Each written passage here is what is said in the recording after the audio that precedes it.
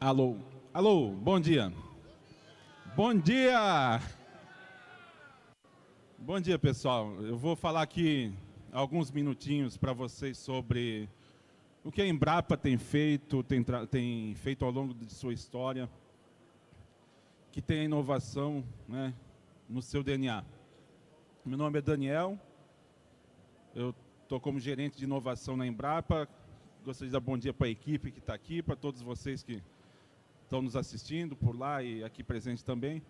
Mas a ideia é trazer um pouquinho do mundo do agro, né, contar um pouquinho da história que hoje a gente enxerga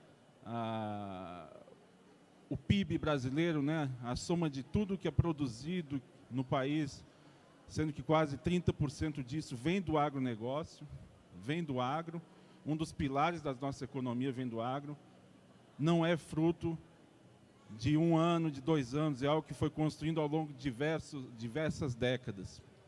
Então, mostrar um pouquinho dessa epopeia e como isso se cruza com esse mundo vibrante que tem aqui, né, na Campus Party. É até difícil a gente falar um pouco disso, concorrendo com tanta tecnologia, tanta massa crítica, tanta ideia, tantos jovens aí criando, querendo construir, né, mostrar seu valor. Mas é essa a ideia, é trazer um pouquinho, mostrar aqui. Da mesma forma que lá nos Estados Unidos, no Vale do Silício, a gente vê um ambiente vibrante, aqui a gente começa a perceber algumas células de potencial para fazer isso.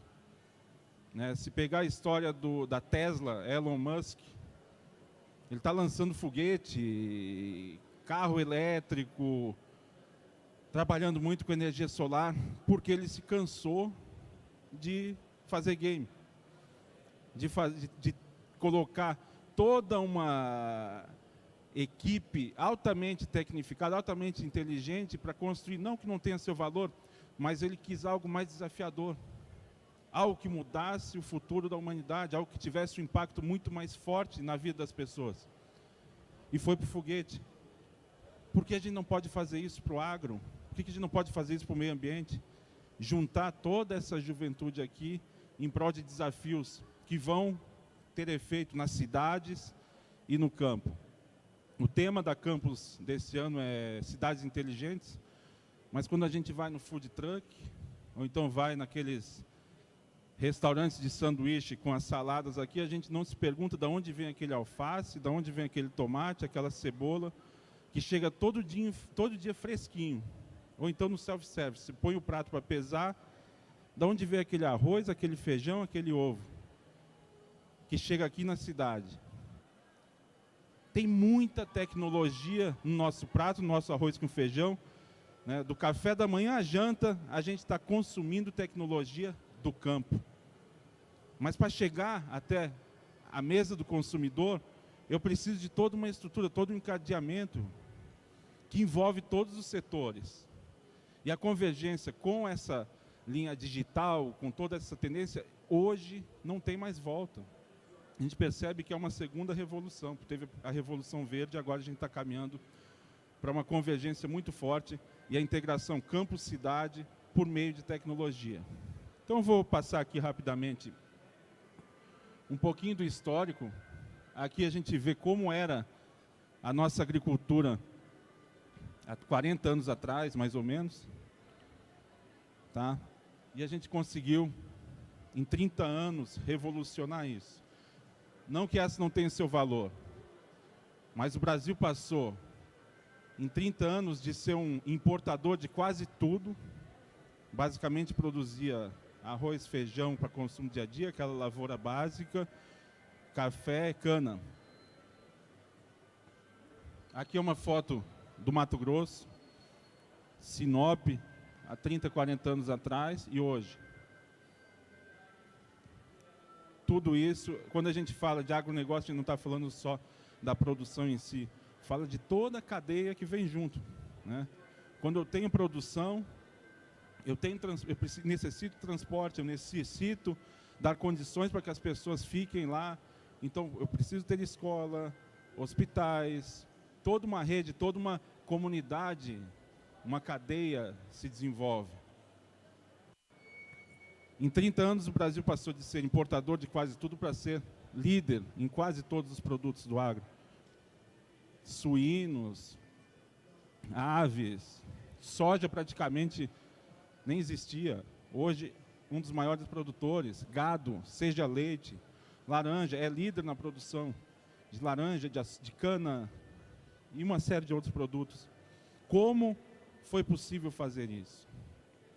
Essa é a pergunta. Como a gente pode aprender com essa história e construir aqui, desse novo momento, uma outra fase para transformar não só o campo, mas o país? Embrapa teve um papel decisivo.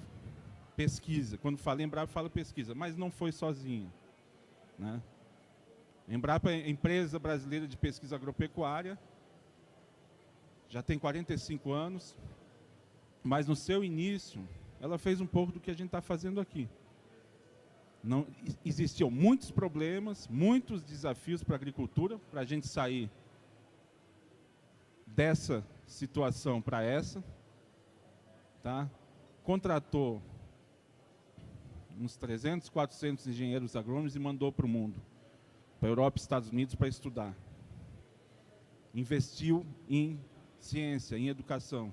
As pessoas voltaram, foram espalhadas pelo país e aí começaram a adaptar o conhecimento que estava lá para o primeiro mundo, para a nossa situação. E aí sim a gente começou a trazer, né, ciência para a prática, com impacto na vida das pessoas. Agora,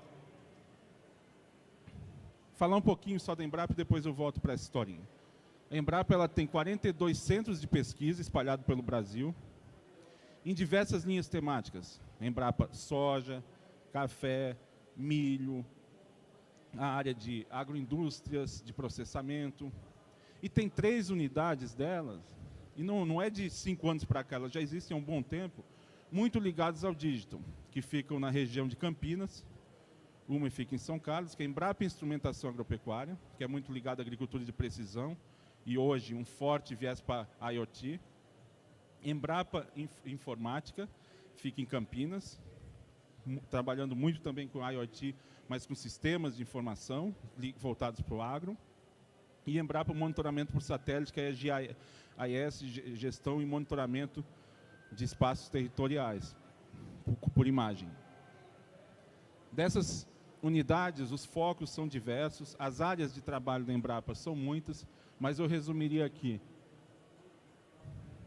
sistemas sustentáveis, biotecnologia, que a gente tem uma unidade aqui do lado, né, chamada Embrapa Recursos Genéticos e Biotecnologia, também conhecido como Senagem, insumos tecnológicos, inovação digital, genética vegetal e animal, processos agroindustriais, práticas agropecuárias e metodologias e processos para embasar boa parte daquilo que é feito na sequência. A Embrapa ela não comercializa quase nada do que ela produz.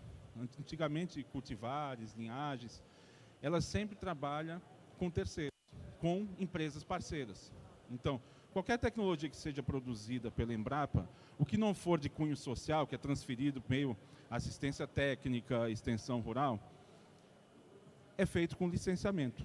A gente precisa de uma empresa, de uma startup que esteja no mercado, que queira colocar a nossa tecnologia no seu modelo de negócio para ter um diferencial lá na ponta.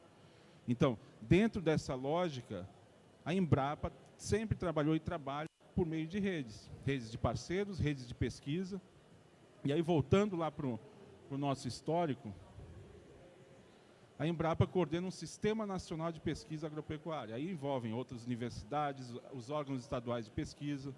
Então, tudo quando a gente fala de inovação em rede, essas ideias, há 30 anos atrás, já tinham sido preconizadas. De uma outra forma, num outro contexto, mas a gente tem um aprendizado, tem algo, uma memória a reconhecer dos nossos, né, colegas, alguns já aposentados, mas pessoas que foram visionárias na época, visando a agropecuária. A gente pode aprender um pouco aqui com o que a gente vai fazer para os próximos 40 anos nesse cenário. Agora tem um outro elemento importante nessa história. Pesquisa, importantíssimo. Ciência, importantíssimo. Agora, se não fossem esses caras aqui, ó, Quem são eles? Os gaúchos, né? O pessoal que veio aqui para o Centro-Oeste, que foi subindo, sulista, o agricultor, ou melhor, o empreendedor ou a startup. Vão olhar esses caras como a startup de hoje. Se eu não tivesse o empreendedor, nada disso ia acontecer. É ele que corre o risco. É ele que saiu lá do sul de uma propriedadezinha de 5 hectares para comprar outra aqui, investir no meio do nada. Só que é muito diferente do nosso timing de hoje. Hoje você vai, principalmente nessa área de informática, com 6 meses você investe, desinveste, cria 3, 4 empresas, arruma um investidor. Naquela época era uma vida. Pegava a família, coloca no carro, vai lá para o Centro-Oeste e vão construir um novo futuro. Sem volta. Esse processo levava 10, 15, 20 anos. Tem gente que está até hoje nessa história. Então, sem o empreendedor, eu não consigo fazer esse salto que eu tive aqui. E aí vem um outro ponto. Também teve recurso financeiro, muito recurso público investindo nessa história. Então, a gente vê aqui que a história que eu apresentei no início, o sucesso do Brasil na agropecuária, se deve entre muitos fatores, mas principalmente a esse tripé: pesquisa e inovação, pesquisa e ciência, recursos financeiros e empreendedorismo. Sem isso não tem inovação. Aí eu paro aqui, esse é o primeiro momento da nossa história, tá? A gente para por aqui e vamos fazer a comparação com o mundo de hoje. A gente tem mais ou menos esse cenário. Só que o recurso não é mais público, porque não tem. O que tem, né, é aquela... Assim, tem pouco para manter o que nós temos, então o recurso vem muito da área privada, aprendendo com que as startups nos Estados Unidos, Vale do Silício, com o sistema de Venture Capital tem feito. A gente busca investidores fora para acreditar nas ideias dos empreendedores lá. O empreendedor está cheio, o Brasil é um país de empreendedor nato, empreendedor por necessidade e empreendedor por oportunidade. Agora, a gente sabe os desafios do empreendedorismo no país não estão nos empreendedores, e sim no arcabouço, né, regulatório, tributário, que é um país difícil para se tocar um negócio. Quando a gente olha indicadores de cada 10 empresas, 5 fecham em menos de 5 anos. É um ambiente hostil para o empresário. Então, o cara que é empreendedor aqui é um vencedor, é um lutador. Não desanime, abrir o negócio, vai para frente, né? O ambiente é tão hostil que costumam dizer: se o Bill Gates tivesse nascido no Brasil, ele ia para concurso público. Seria auditor da Receita Federal. Quer dizer, o nosso ambiente não é bom. É nosso papel lutar para melhorar esse ambiente, né?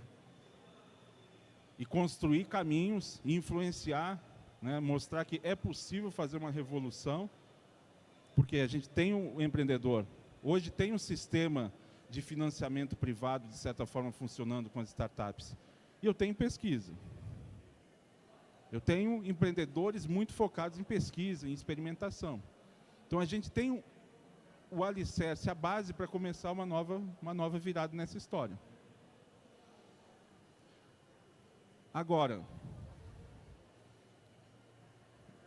é preciso entender o cenário de 30 anos atrás, que a gente tinha muitos desafios, mandou, né, nossos agrônomos para fora, voltaram, identificaram problemas e conseguiram gerar soluções. Hoje o mundo é mais complexo, mais conectado, e as tendências, os desafios para essa nova revolução são outros, e que todos nós estamos envolvidos. Se a gente olhar o quadro populacional, no ano 1000, nós tínhamos 300 milhões de habitantes no planeta. 1.600, 500 milhões. Quer dizer, 600 anos a gente quase dobrou. 1.800 foi para 1 bilhão. 130 anos depois, 1930 para 2 bilhões, dobramos. 74, 4 bilhões. 2012 atingimos 7 bilhões, a perspectiva é que 9 bilhões em 2050. A aceleração, o crescimento populacional ainda é grande, e principalmente nos países pobres, tá? Então a gente vai ter muita gente em países pobres. Onde vai ter comida para essa gente toda? Vamos precisar trazer o Elon Musk aqui para a gente construir formas de levar o Brasil ser o grande provedor de alimento para essa população? Ou a gente tem massa crítica e capacidade de fazer isso por aqui? Não é um problema simplesmente de produção. Tudo está conectado, a cidade ao campo. Então, por isso, esse problema aqui, esse desafio, envolve todos nós. Aqui a gente vê, da década de 50 para frente, um crescimento populacional aumentou, de forma muito proporcional às mudanças climáticas. 2010, tivemos um marco, também na questão populacional, que a linha vermelha ali é população concentrada em áreas urbanas, e a azul, população concentrada em áreas rurais. A história do planeta sempre teve mais gente no campo do que nas cidades. De 2010 isso mudou. E não tem volta. Então a gente está com um planeta com mais pessoas, crescendo muitas pessoas em países pobres e concentradas nas cidades. Isso quer dizer o quê? Transição para um modo de vida urbano. É comer no self-service. É a comida que chega para botar no micro-ondas. São formas de vida diferentes, pessoas vivendo... Não tem mais as famílias de 10, 20 pessoas que existiam antigamente para trabalhar na roça. Hoje, cada casal numa cidade grande, que tem 2 filhos, já é muito, né?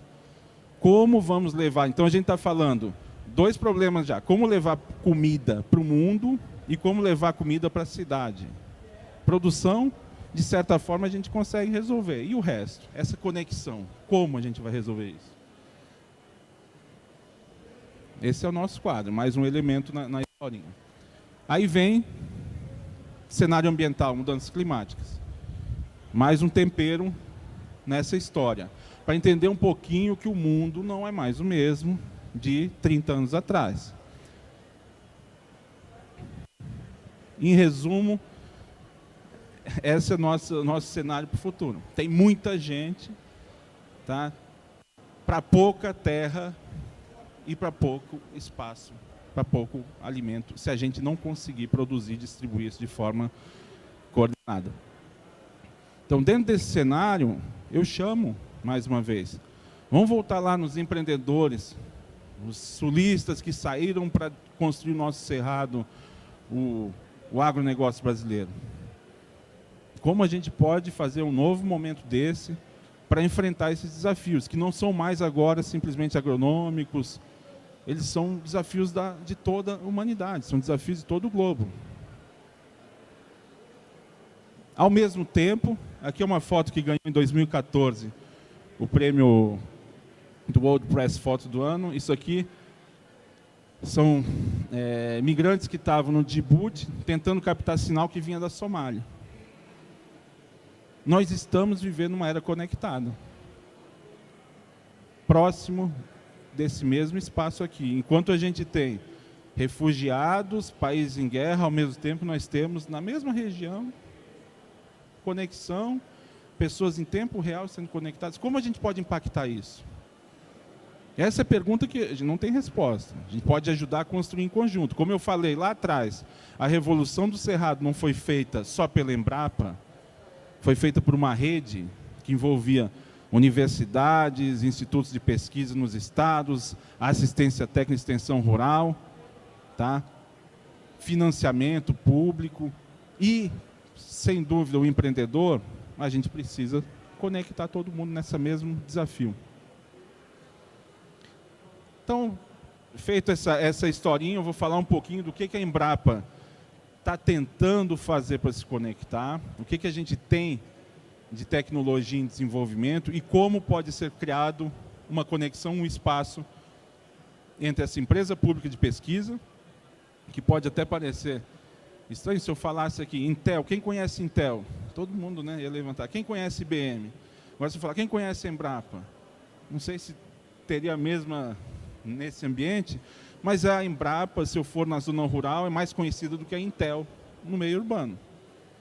E o mais engraçado, ou o mais interessante, é que hoje, da mesma forma que a Embrapa tem parceria com as cooperativas de produtores, com as produtoras de soja e semente, hoje nós temos parceria com Intel, com IBM, com Qualcomm e outras empresas de tecnologia. Então, isso é uma sinalização muito forte, porque essas empresas estão nos procurando. Porque grandes multinacionais da área de tecnologia estão procurando uma empresa pública de pesquisa agropecuária. Será que esse cenário que eu mostrei ali de desafios mundiais também já foi captado por eles? Por que a gente não pode ter uma Intel aqui do lado? Ter uma nova grande startup que vai ser base do nosso desenvolvimento aqui nessas tendinhas aqui? A gente tem condições de fazer isso. A Embrapa pode ser a plataforma para proporcionar esse avanço. Então, dentro das nossas pesquisas, eu vou apresentar rapidamente algumas tecnologias e depois o cenário que a gente está tentando construir para conectar com as startups. Esse aqui é um BEP, é um dispositivo vestível, tá? Ainda está numa escala de validação, para capturar sinais do gado. Sinais vitais, temperatura, temperatura e condições físicas dele e do ambiente ao entorno dele, num animal. Quando a gente fala em startup e desenvolvimento, geralmente o primeiro ponto dos investidores é qual é a escalabilidade disso. Né? A gente tem praticamente 200 milhões de habitantes. Hoje a gente tem mais gado, mais boi no país do que gente. Então imagina se eu conseguir miniaturizar um pouquinho desse aí e cada pecuarista conseguir colocar um desses tipos, a escalabilidade é gigantesca. E tem outras aplicações. Se a gente for para a área de equinos, né, esses animais de alto valor, investem às vezes milhões num cavalo, ou que estão lá para competição, ele ter um controle do animal em si, do ambiente, em tempo real, no smartphone, não importa onde ele está, é uma informação importante e que entrega valor para o produtor. Aqui já é um pouco mais uma detecção de bactérias em carcaças bovinas, aí já é um pouco mais ligado à pesquisa, né, na área veterinária. São métodos de espectrometria, exigem um equipamento para isso, para detecção de bactérias nas carcaças bovinas, para identificação de salmonella ou Escherichia coli. Informação fundamental para a economia do país.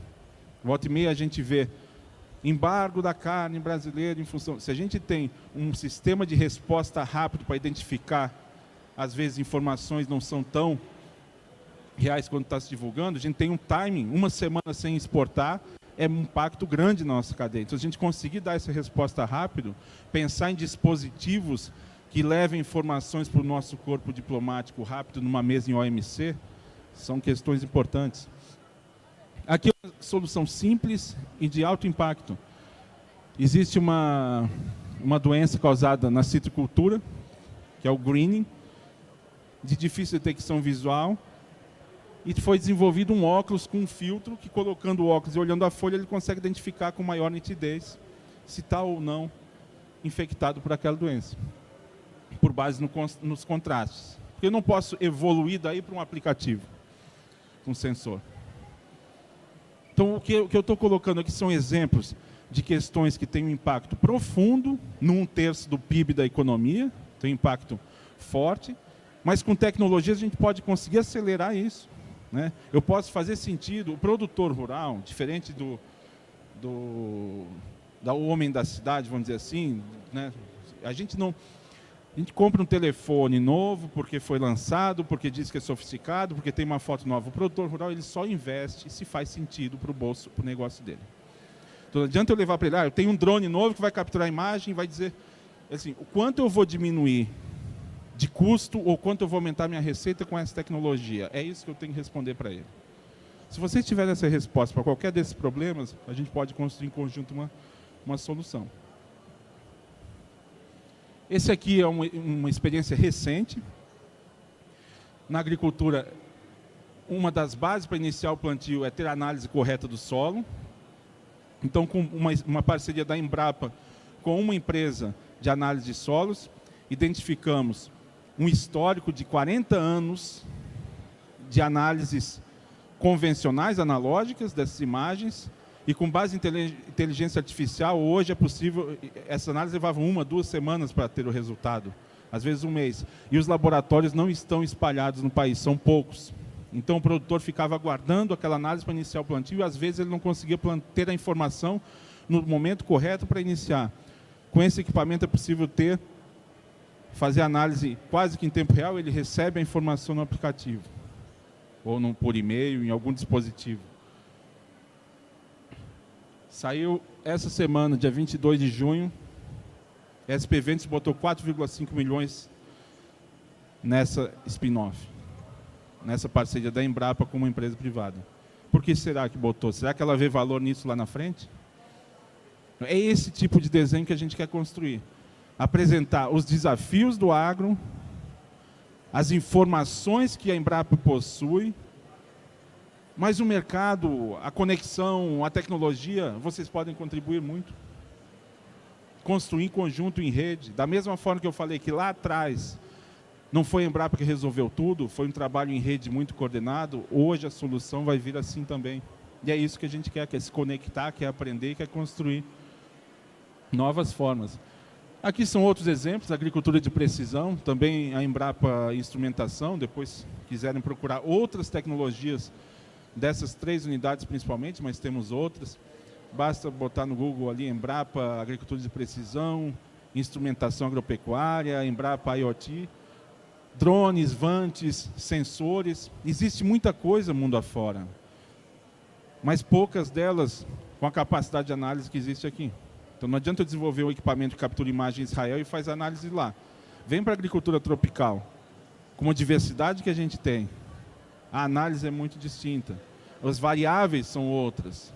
Então, essa capacidade de análise foi construída pelos nossos pesquisadores ao longo de 40 anos. Esse potencial a gente pode integrar em novos negócios. Tem a loja de aplicativos, vários aplicativos, mais de 20, alguns funcionando, outros com pouco acesso. A gente está repensando a forma, até o nosso modelo de negócio para aplicativos, mas se entrarem lá aplicativos em Embrapa, vão ver uma diversidade, até para ter uma ideia das possibilidades de aplicação, né, que existem. E aí, nesse cenário, qual é a estratégia para dar esse novo passo, né, essa nova revolução dentro do cenário de população crescente, integração rural e urbano, hábitos muito mais urbanos, como levar comida para as cidades e como conectar isso com o mundo? A Embrapa tem aprendido nesse universo nos últimos anos. Então, criou os hackathons, tem acontecido ao longo de 2, 3 anos, já vamos para uma próxima ideia, hackathon acadêmico. A experiência Ideas for Milk, que foi assim, uma experiência muito feliz, conduzida pela Embrapa Gado de Leite.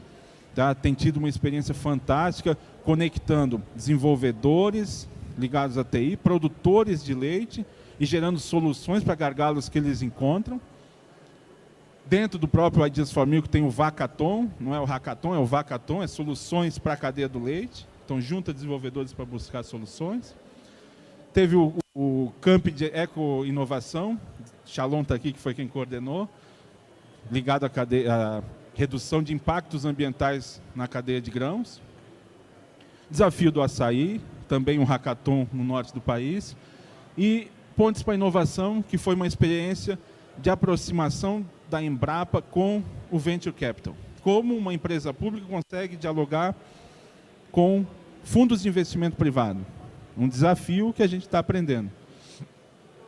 E agora, recentemente, foi inaugurado aqui do lado, na próxima Grande do Torto, o Biotic, que é um parque tecnológico, que a ideia é trazer esse espírito empreendedor para discutir biotecnologia, bioeconomia e tecnologia da informação. Essa convergência é inexorável. Quando a gente vê os problemas do mundo, não tem como falar em futuro sem a conexão bioeconomia e tecnologia da informação. São duas correntes que não tem mais volta, e aqui a gente vai construir essa ponte. Então, o Biotic vai ser o espaço de experimentação da Embrapa para essa convergência. Dentre outros, que a gente tem outras experiências com parques, mas aqui a gente vai procurar fazer uma força para desenvolver experiências piloto para serem depois replicadas em outras regiões do país. Esse ano a Embrapa está lançando novamente a chamada Pontes para a Inovação. O que é isso? A Embrapa... Antes eu vou apresentar um pouquinho aqui o quadro de evolução, que muitos de vocês devem conhecer bem, desde a ideação, os jovens que ainda não têm sua empresa, os investidores anjo, capital semente, venture capital e quando vai para private equity, para bolsa de valores. Existem estágios de maturidade de empresas, quando ela ainda é só uma ideia e quando ela já se torna uma empresa grande, e os estágios de investimento. Esse quadro, de certa forma, está bem apresentado no país. A Embrapa não vai entrar nele, a Embrapa vai se conectar com quem está lá. Então, a gente vai identificar parcerias com fundos, já foi feito um piloto no ano passado, e com aceleradoras. O diferencial é que essas startups tenham uma tecnologia da Embrapa no seu modelo de negócio. Tecnologia desenvolvida com base na agronomia, com base na agropecuária, protegidas com patente e já com contrato com essas empresas para escalonar, para validar. A ideia, ou desenvolver algumas, se alguma startup tem ideia de desenvolver algo com a Embrapa, conecta com a Embrapa, a gente vai apresentar isso para algum fundo de investimento ou para alguma aceleradora, fazer o aporte, o risco é do investidor. Mas se a ideia é boa e a tecnologia é boa, ele vai evoluindo nesse cenário. Nosso papel é ser uma plataforma para a inovação. Então, na versão do ano passado, a gente procurava empresas que já adotam ou que tinham interesse em adotar a tecnologia da Embrapa, com faturamento anual superior a 16 milhões de reais e com atuação na região central do Brasil. Esse ano a gente vai replicar isso, mas com atuação nacional. Tá? O resultado teve uma grande repercussão na mídia. Tivemos Globo Rural, televisão. Nesse processo de 42 startups que submeteram aos modelos de negócio, eu diria que o grande destaque das startups do agro brasileiro e algumas até mundial foram as finalistas.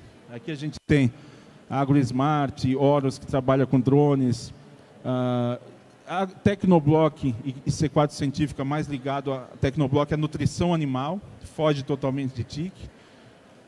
E C4 Científica, a bioreatores, muito ligado à biotecnologia, que também é uma convergência interessante de a gente começar a olhar.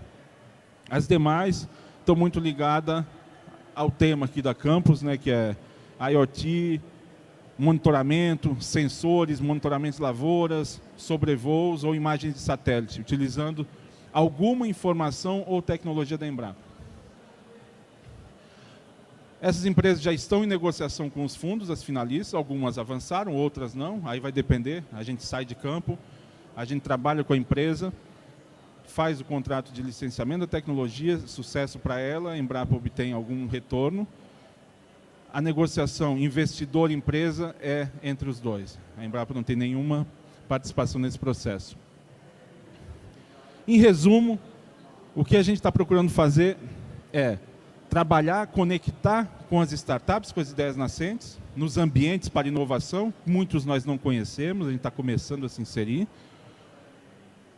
construir as pontes para esse processo, ou seja, buscar financiamento, buscar recursos. Vamos voltar lá para a primeira fala, quando a gente tem Embrapa e pesquisa agropecuária, o gaúcho ou qualquer brasileiro que investiu no rural e o recurso público, a gente tenta construir essa mesma lógica. Tecnologia, pesquisa, Embrapa, o empreendedor, startup e junto vamos buscar recursos na iniciativa privada. Ou fazer a ponte para que isso aconteça. E por fim, com sucesso, aqui entrariam no meio as aceleradoras e o Venture Capital lá na frente. Estamos procurando nos inserir nesses ambientes, conectar e aprender. Da mesma forma que foi feito 45 anos atrás. Pesquisadores foram para os Estados Unidos, para a Europa, aprender para vir aplicar na diversidade brasileira. A gente está querendo aprender nesse ecossistema como que a gente pode construir uma segunda revolução aí no agro, com base na bioeconomia, biotecnologia e tecnologia da informação. Era isso, eu abro para conversa, dúvida e vamos bater um papo aí.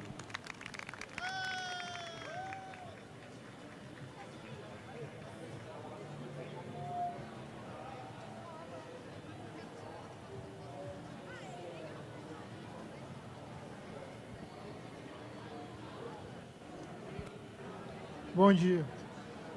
Sobre os dados abertos da Embrapa, tem alguma solução atual? Dados abertos. Sobre questão do solo, plantação. Tem alguma coisa na Embrapa? A Embrapa tem trabalhado muito nessa ideia de ciência aberta e dados abertos. Claro que alguns deles, para negócio, existem restrições, mas ela está procurando trabalhar justamente nessa lógica. Dados para que empresas, startups possam desenvolver soluções com base em informações que já são públicas, né?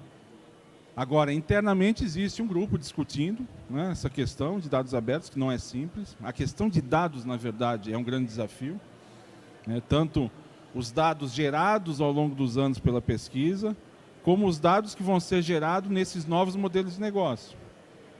Cada startup dessa que captura informação de produtor, ela está gerando um volume, um acervo de dados importantes. Então, como essa relação vai ser construída, isso não está resolvido. Agora, as bases de dados da Embrapa, alguns deles são abertos, outros não.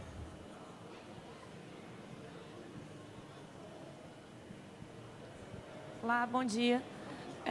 Como é que o senhor enxerga a questão ambiental relacionada à inovação? Porque hoje a gente vê muita coisa, muito que se falam de agroquímicos, criação de novas áreas cultivadas, e eu percebo que a questão ambiental ela acaba sendo uma barreira para a inovação ou não? Não, eu acho assim, a questão ambiental ela é mais uma das variáveis desse novo cenário. População crescente, demanda por alimentos e, eu até coloquei, mudanças climáticas, mas entra toda a questão ambiental.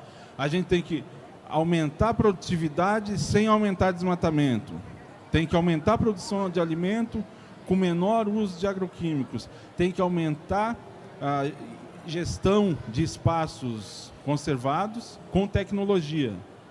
A Embrapa tem unidades específicas disso, uma unidade Embrapa Meio Ambiente, tem linhas de pesquisas focadas em mudanças climáticas, portfólios de projetos voltados para a questão ambiental. Então, assim, é uma variável fundamental para o processo. Quando eu falo bioeconomia, eu estou falando desenvolvimento sustentável, estou falando da questão da sustentabilidade. A variável sustentável é também uma das vertentes fundamentais desse novo futuro. Não tem como olhar para frente sem perceber as questões de impacto ambiental e mais de desenvolvimento ao mesmo tempo, né?